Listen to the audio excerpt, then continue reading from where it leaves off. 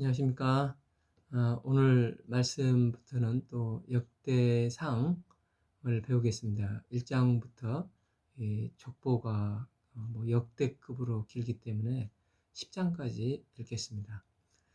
요절 말씀은 2장 15절, 여섯째로 오셉과 일곱째로 다윗을 낳았으며, 역대기상 족보는 무려 1장부터 9장까지가 족보로 기록되어집니다.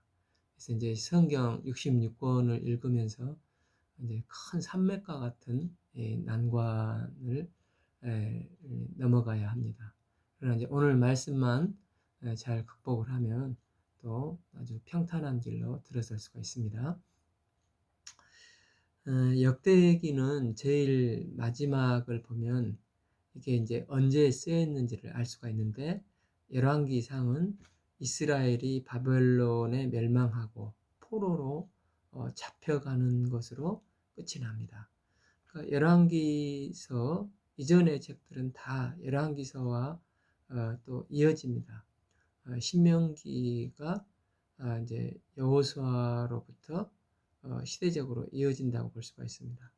그러니까 신명기 끝이 모세가 죽고 여호수아 1장에 또 여호수아가 등장을 합니다. 또 여호수아 마지막에 사사기와 또 이제 사사기 1장과 겹칩니다. 또 사사기 마지막은 또 사무엘상과 겹치고 계속 이렇게 이어져 열왕기까지 왔습니다. 그래서 이제 신명기부터 열왕기까지 학자들은 동시대에 기록됐다고 주장하는 사람들이 적지가 않습니다. 그래서 이제 예전에는 지명이 이랬었는데 지금은 이렇더라라는 표현이 있는데, 이 지금이 바로 바벨론 포로 기간에 이 책이 쓰여졌다면 바벨론 포로기로 보고 있습니다. 이거와는 별개로 역대기는 끝이 날 때가 포로 기환 이후 역대하 36장 6절을 보면 이제 바사왕 고레스가 이같이 말하노니 너희 중에 그의 백성된 자들은 다 이제 예루살렘으로 올라갈지어다, 이렇게 하고 끝이 나는데, 에스라서로 곧바로 또 이어집니다. 그러니까 포로 기환이 에스라서 이후에 쓰여진 성경이라고 볼 수가 있습니다. 또한 역대기 족보에도 잘 들여다보면 바벨론으로 끌려간 여호야긴 왕 이후로도 한참 후인 이제 5대선까지 이 역대기의 족보에 기록이 되어 있습니다. 그러니까 역대기는 적어도 여호야긴 후손들 5대 이후에 쓰여진 것이라고 보고 있습니다. 그렇다면 역대기서는 사무엘서와 열왕기서가 이미 있는 상황에서 그것을 참조해서 역대기서를 썼겠구나, 이렇게 알 수가 있습니다.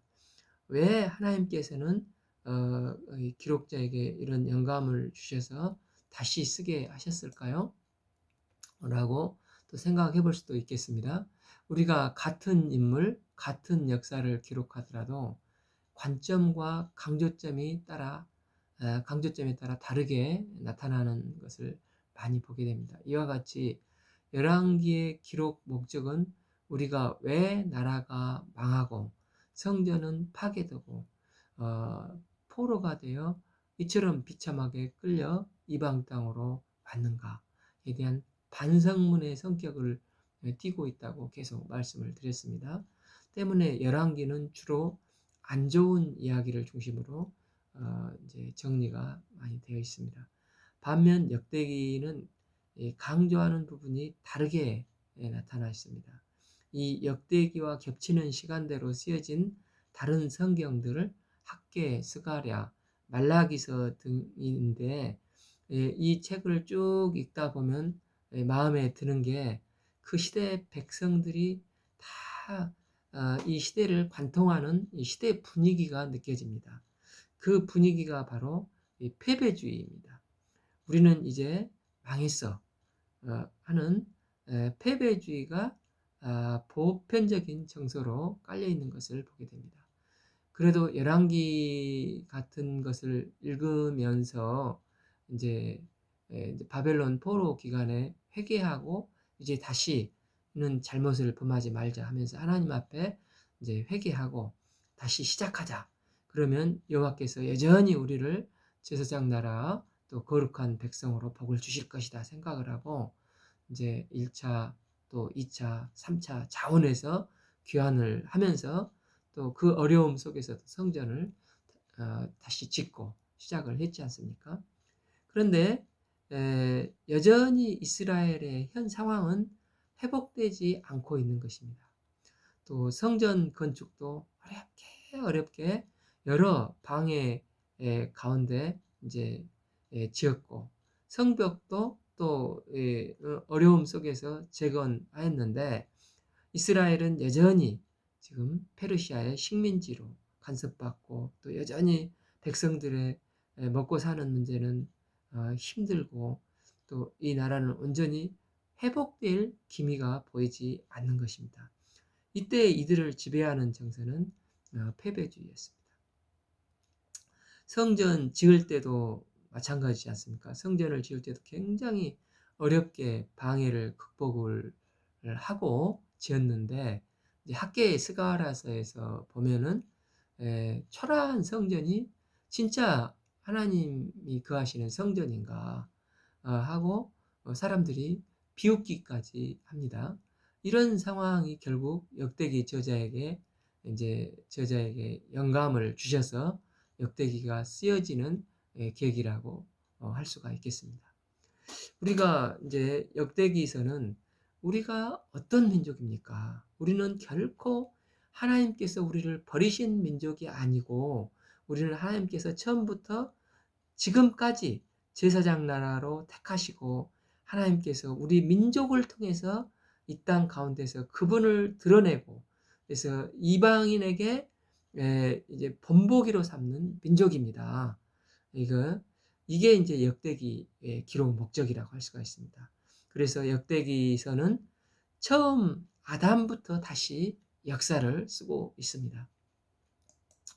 그러니까 열왕기서 같은 경우는 다윗의 죽음부터 시작해서 이스라엘의 멸망까지를 기록하는 게 열왕기서인데 전체 역사 속에서 한 부분이라고 할 수가 있습니다. 그런데 역대기서는 그렇지가 않습니다. 태초에 아담부터 역대기를 기록할 당시인 스룹바벨의 4대 후손까지 전체 역사가 이 역대기 안에 기록되어 있습니다. 그러면 이 수많은 인물들을 짧은 분량 안에 제일 압축적으로 집어넣는 방법이 뭐겠습니까? 그게 족보입니다. 그래서 이제 마태복음 예수님의 족보가 한 장으로 기록되어 있지 않습니까? 그런데 역대기 족보는 이게 압축하고 압축한다고 하지만 1장부터 9장까지 그러니까 아담부터 다윗 때까지 또 스룹바벨의 4대선까지 그 역사를 전부 집어넣다 보니까 역대급 족보가 등장하게 되는 것입니다. 그리고 실제로 역대상에서 나오는 인물은 이제 다윗입니다. 다윗을 이야기하기 전까지 나머지 인물들을 다 집어넣고 싶고 그리고 이 이야기를 그 시대에 이스라엘에 꼭 알려줘야 하겠는데 지면은 제한돼 있고 그래서 족보로 정리를 해서 이제 9장까지 끝없이 이 족보로 펼쳐지는 것을 보게 됩니다. 또 이 족보를 읽기가 힘든 게 이미 성경에 나와 있는 이 동일 인물들이 이제 수천 년을 흐르면서 발음이 많이 바뀐 경우를 보게 되고 또 동명이인 또 동명삼인 심지어 동명오인까지도 등장하기도 합니다. 그렇다면 왜 역대기는 이렇게 장황하게 기록하였습니까?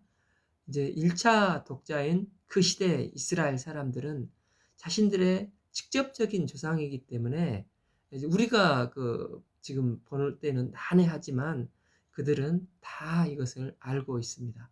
때문에 하나님께서 택하신 이런 조상들이 이, 이 이런 조상들은 어, 이렇게 저 사람 저런 조상은 저렇게 하나님께서 택하셔서 사용하시고 조상들이 그 시대마다 다른 환경이지만 그들이 하나님을 믿고 믿음으로 삶을 살았을 때 하나님께서 어떻게 인도하셨는지 이 큰 역사 속에서 도도히 이어져 오고 있는 것을 보여주고 있습니다. 지금 이스라엘 사람들이 갖고 있는 심정은 하나님께서 한때 우리를 택하셨을지는 모르지만 지금은 우리는 하나님께로 버림받았다고 생각하고 있는 것입니다. 그러나 역대기는 결코 그렇지 않는 것을 강조해서 말씀하고 있습니다. 태초부터 시작해서 하나님의 택하심과 그분의 구속 역사가 지금 우리에게까지 면면히 지속되고 끊이지 않는 것을 강조하고 있습니다. 그래서 이제 열왕기서는 이제 주로 좀 부정적인 면을 보여준다면 역대기서는 좋은 긍정적인 부분을 보여주고 또 그를 통해서 믿음의 소망을 갖도록 심어주는 게 목적이라고 할 수가 있습니다. 그래서 이제 우리는 역사서는 둘 다 봐야 합니다. 실패의 역사의 거울을 통해서 하나님 앞에 회개할 것이 무엇인가를 돌아보고 또 승리의 역사를 보면서 우리 조상들이 이렇게 하나님을 따를 때 이렇게 하나님께서 영광스럽게 축복하셨는데 우리도 이제 소망 가운데 믿음의 삶을 살아야겠다. 이런 격려의 말씀이 되는 것입니다. 역대기는 이 소망과 믿음을 격려하기 위해서 승리의 역사를 보여준다고 할 수 있습니다. 역대기는 창세기 아담부터 열왕기까지를 완전히 처음부터 다시 기록하고 있습니다. 이 다시 쓰는 역대기를 통해서 조상들의 믿음을 저희들이 잘 배워야 하겠습니다. 그래서 이제 코로나 시대에 또 참 하나님을 믿는 이제 기독교가 여러모로 좋은 영향력을 끼치지 못한다고 세상에서 평가를 하고 있지 않습니까? 이런 가운데서 하나님 앞에서 긍지와 자부심을 가지고 힘찬 믿음의 삶을 살 수 있기를 바랍니다. 1장 1절에서 이제 아담에서 시작해서 셋, 에노스로 이어지고 4절 노아, 셈, 함, 야벳으로 이어지고 17절 셈의 자손은 엘람과 아스루와 아르박삿과 룻과 아람과 우스와 홀로 이어지고 26절 스룻, 나홀, 데라에서 26절 아브라함, 곧 믿음의 조상 28절 이삭과 이스마엘을 낳고 34절 아브라함이 이삭을 낳으니 이삭의 아들은 에서와 이스라엘이라 하면서 이제 에서의 족보가 1장에서는 쭉 이어집니다. 2장에서 야곱의 족보가 나옵니다. 1절 이스라엘의 아들은 이러하니 루벤과 스므온과 레이와 유다와 이사갈과 스불론과 2절 단과 요셉과 베냐민과 납달리와 갓과 아셀이더라. 3절 유다 자손의 족보가 쭉 이어져 나옵니다. 그런데 이제 1장부터 3장까지는 한 사람의 족보를 향해서 나아갑니다. 나중에 이제 이스라엘 실제 12지파가 또 있지 않습니까? 그래서 그 12지파의 족보는 이제 4장부터 다시 이어집니다. 그래서 반면 1장에서 3장까지는 이스라엘의 족보 중에서 유다 자손의 족보로 이어지고 또 유다 자손 중에서도 한 사람을 향해서 쭉 기록되는데 그 사람이 바로 다윗입니다. 다윗은 역대기에서 정말 중요한 사람으로 기록되고 있습니다. 그래서 족보가 다윗에게로 쭉 흘러가서 2장은 다윗의 내용입니다. 이제 11절 나손은 살마를 낳고 살마는 보아스를 낳고 12절 보아스는 오벳을 낳고 이제 오벳은 이세를 낳고 13절 이세는 맏아들 엘리압과 15절 여섯째 오셉과 일곱째 다윗을 낳았으며 이제 다윗의 축보가 쭉 이어지는데 여기서 주의해 보시면 사무엘상에서 다윗은 여덟째 아들로 기록이 되어 있습니다. 그런데 본문에서는 이제 일곱 번째 아들로 나오는데 정확한 것은 작은 것을 늘릴 수는 없으니까 아마 8, 8, 8명이 맞을 겁니다. 이제 여덟 번째 아들 중에 중간에 이제 예를 들어서 한 명이 어린 나이에 일찍 죽으면은 보통 이제 7명 이렇게 말을 하지 않습니까? 이제 그런 것일 수도 있고, 이제 역대기서에서는 이제 다윗이 주인공으로 이제 하나님께서 주인공이시지만 다윗을 이제 그 저기 기록을 하고 있기 때문에 굳이 일곱째로 말하는 것은 다윗에게 완전수, 성경에서 완전수가 7이지 않습니까? 그 7을 부여하고 싶었기 때문이라고 볼 수 있습니다. 그러니까 역대기는 이 두 가지를 중심축으로 주목해서 하는데, 이제 다윗을 중심축으로 주목하고 또 성전을 주목해서 기술을 하고 있습니다. 3장에서는 다윗에서부터 다윗의 후손들이 이제 쭉 열왕기서에서 우리가 배웠듯이 왕들의 족보가 쭉 이어져 나옵니다.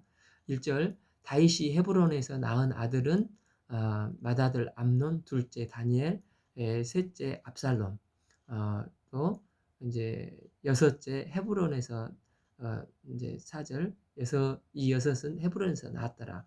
다윗이 거기서 이제 7년 6개월을 다스렸고 또 예루살렘에서 33년을 다스렸으며 이제 스무와 소밥과 나단과 솔로몬 네 사람은 다 밧수의 아들 소생이요.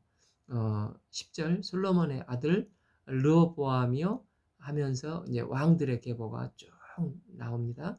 이제 여기서 이제 저기 이제 솔로몬의 어머니는 이제 두 가지 이름이 있는 것 같습니다. 이제 밧세바의 아내라고도 하고 또 밧수아라고도 하는 것을 보게 됩니다.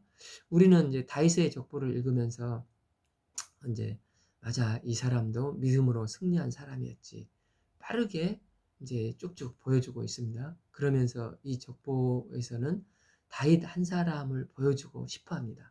이제 사무엘 상은 이제 상하는 사울에게 한참 도망다니는 이제 다윗, 또 압살롬의 반영으로 도망다니는 다윗 이야기가 비중을 많이 차지하는데, 역대상은 짧게 언급할 뿐이고 그 뒤에 이제 11장부터 이제 계속해서 구체적으로 다윗이 왕이 된 것부터 시작되어 있습니다. 하나님께서 사무엘서를 통해서 말하고 싶으셨던 것은 다윗이 도망 다니면서도 그 힘든 순간 하나님은 항상 다윗과 함께 하셨고, 다윗은 또 그 어려운 순간에도 신실하게 하나님만을 의지하고 하나님을 놓치지 않았다는 것을 보여주고 싶었다면, 하나님께서 이 본 역대기를 통해서는 하나님께서 다윗이라는 이 위대한 인물을 왕으로 세우셔서 이 사람이 왕으로서 하나님과 함께 생명 역사를 동역하며 영광스러운 승리의 나라를 만들었다. 그리고 그 영광스러운 승리의 나라가 바로 오늘날 우리라는 것을 보여주고 싶어 하는 것입니다. 15절에서 요시아의 아들들은 맏아들 여호하난과 둘째 여호야김, 셋째 시드기야, 넷째 샬롬이요. 16절 여호야김의 아들은 그의 아들 여호야긴. 여기서 이제 여고냐로 이제 나옵니다. 제가 이제 지난번에 이제 강의에서 여호야긴을 요시아의 아들로 표현을 했는데, 이제 다가 또 손자로도 표현을 하고, 이 여호야긴인 여고냐는 요시아의 손자가 되는 것으로 이제 정식 정정을 하겠습니다. 여호야긴이 바벨론으로 끌려가고 뒤에 그의 삼촌 시드기야가 열왕기에서 이제 마지막 왕으로 나오지 않습니까? 그런데 여고냐를 뒤이어 19절 스룹바벨이 나옵니다. 이 스룹바벨은 이 포로 귀환 때 총독으로 포로 귀환을 지휘한 사람입니다. 그런데 여기서 끝나지 않고 그 뒤를 이어 스룹바벨의 4대 son까지 기록되어 있습니다. 그러니까 역대기는 포로 귀환 후 한참 후에 쓰여진 책이라는 것을 우리는 알 수가 있는데, 이제 우리 민족이 어떤 민족인가를 보여주기 위해서 이 족보를 길게 기록하고 있습니다. 이제 이렇게 1장에서 3장까지 쭉 다윗을 향해서 왔다면 4장부터 다시 이스라엘 12지파의 족보가 나옵니다. 4장에서는 먼저 남쪽에 있는 지파들이 나오고 실제 사는 곳을 중심으로 기록을 하는데, 남쪽에 이제 유다 지파와 시므온 지파가 살고 있습니다. 그래서 유다와 시므온의 족보가 나옵니다. 여기에 이제 특별히 9절에 이제 야베스가 나오는데, 9절 야베스는 그의 형제보다도 귀중한 자라. 그 어머니가 이름하여 이르되 야베스라 하였으니 이는 내가 수고로이 낳았다 함이더라. 야베스라는 이름의 뜻은 고통, 수고라는 뜻인데, 왜 부모님은 고통이라는 정말 흔하지 않는 이런 이름을 줬을까요? 사람들이, 또 친구들이 야 고통아, 고통씨 이렇게 불렀을 때 본인이 얼마나 참 마음이 힘들었겠습니까? 아마도 좀 어머니는 아마 남편이 없는 자식을 낳았기 때문일 수도 있고, 또 아니면 사회적으로 국가적으로 원치 않는 큰 위기에 처했기 때문에 그때 낳았기 때문일 수도 있을 것입니다. 이는 현재 이스라엘이 지금 패배적인 생각에 젖어 있다고 하지 않습니까? 이스라엘의 이 상황과 비슷한 것을 알 수가 있습니다. 그럼에도 불구하고 하나님께서는 그를 귀중한 자, 존귀한 자가 되게 하셨다고 하십니다. 하나님은 고통덩어리 야베스를 이제 복덩어리의 인생으로 바꿔주신 분이십니다. 당시 패배주의에 젖어 있던 이스라엘에게 특별히 야베스 비유를 족보에 넣음으로 하나님의 마음을 전하셨습니다. 이스라엘 향한 하나님의 마음은 누가 뭐래도 여전히 이스라엘을 존귀하고 귀한 제사장 나라요 거룩한 백성으로 존귀하게 보고 있음을 알 수 있습니다. 10절 이제 아베스가 이스라엘 하나님께 아뢰어 이르되 주께서 내게 복을 주려거든 내 지경을 넓혀 주시고 주의 손으로 나를 도사 나로 환난이 없게 하옵소서 하였더니 하나님이 그가 구하는 것을 허락하셨더라. 아베스는 자신의 좋지 않는 출신 성분과 고통 중에서도 운명적으로 패배주의에 빠져 있지 않고 이스라엘의 하나님께 아뢰는 기도를 드렸습니다. 그리고 하나님은 신실하시게 이런 야베스의 기도를 응답하시고 고통을 복으로 바꿔주셨습니다. 즉 하나님은 고통의 인생 야베스가 울부짖을 때 그를 고통의 인생에서 존귀한 인생으로 바꿔주신 것입니다. 여기서 지경을 넓혔다는 것은 영향력 있는 인물로 세워주셨다는 것으로 해석할 수가 있겠습니다. 하나님께서는 동일하게 현재 이스라엘이 패배주의에서 이제 일어나 하나님께 매달려 기도하는 백성이 되면 제사장 나라 거룩한 백성으로 이제 마음에 계속 삼아 주셨기 때문에 지경을 그렇게 넓혀 주시는 분이심을 말씀하고 계십니다. 다시 회복의 역사가 일어나도록 이스라엘을 격려하는 말씀이라고 할 수 있겠습니다. 이제 5장에서 동쪽에 있는 지파들, 요단강 동쪽에 있는 르우벤 지파, 갓 지파, 그리고 므낫세 반 지파의 족보가 나옵니다. 이제 6장에서는 전국에 흩어져 살고 있는 지파들입니다. 1절에서 레위인 아들들이 3명이 있는데 게르손과 그앗과 무나리입니다. 여기서 고핫이 이제 시대가 변해서 그앗이라고 이제 기록되고 있습니다. 3절 이제 아므람의 자녀는 아론과 모세와 미리암이요. 31절 언약궤가 평안을 얻을 때 다윗이 여호와 성전에서 찬송하는 직분을 맡은 자들은 아래와 같더라 하며 찬송한 일을 맡은 가문의 족보가 나옵니다. 그리고 49절에 아론과 그의 자손들은 번제단과 번제단의 제사하는 일을 맡은 족보들이 쭉 나오고 51절부터 레위 자손들이 어떻게 흩어져서 살게 되었는지가 전국적으로 12지파 사는 곳에 지역들이 나옵니다. 7장에서 이제 북쪽 지파들이 많이 있습니다. 왜냐하면 이제 유다가 남쪽에 있고 그 위쪽을 다 북쪽으로 보고 있기 때문에 그렇습니다. 이사갈 지파, 베냐민 지파, 납달리 지파, 므낫세 지파, 에브라임 지파, 에셀 지파가 나옵니다. 이제 8장에서는 베냐민 지파는 북쪽에 사는 지파가 있고 유다 바로 위쪽에 붙어 사는 일부 지파가 있습니다. 그래서 7장에서는 북쪽에 사는 지파 사이에 베냐민 지파가 끼어서 나오고 8장은 아예 베냐민 지파만 따로 띄어서 중부에 살고 있는 이 베냐민 지파의 족보가 나옵니다. 특별히 29절에 기브온과 예루살렘에 살고 있는 베냐민 사람들이 쭉 나오고 있습니다. 그리고 9장에서 아예 이제 포로기가 끝나고 돌아와서 이 부분은 이제 열왕기사에는 없겠죠. 이런 이제 없는 내용들이 포로기 이후에 귀환한 사람들의 이제 족보가 9장에서 쭉 나옵니다. 이렇게 해서 이제 1장 아담부터 역대기를 기록한 시점까지 시점인 9장까지 전체의 역사를 다시 기록하고 있습니다.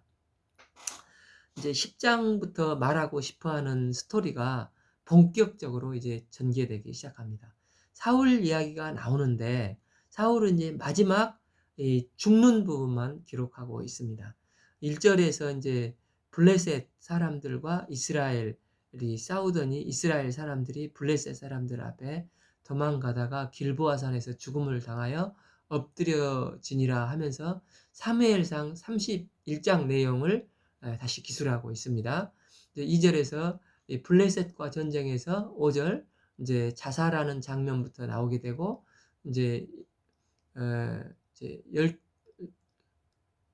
이제 사울의 시체와 그 아들들의 시체를 거두어서 야베스로 가져다가 그곳 상수리 나무 아래에 곧 해골을 장사하여 7일간 금식하였더라고 이제 12절에 나옵니다. 지금까지 다윗의 등장을 위해 족보와 사울의 죽음을 기술하고 이제 11장부터는 본격적으로 다윗이 왕이 되는 장면부터 시작이 됩니다. 오늘 말씀은 역대상 1장부터 10장까지 읽겠습니다. 감사합니다.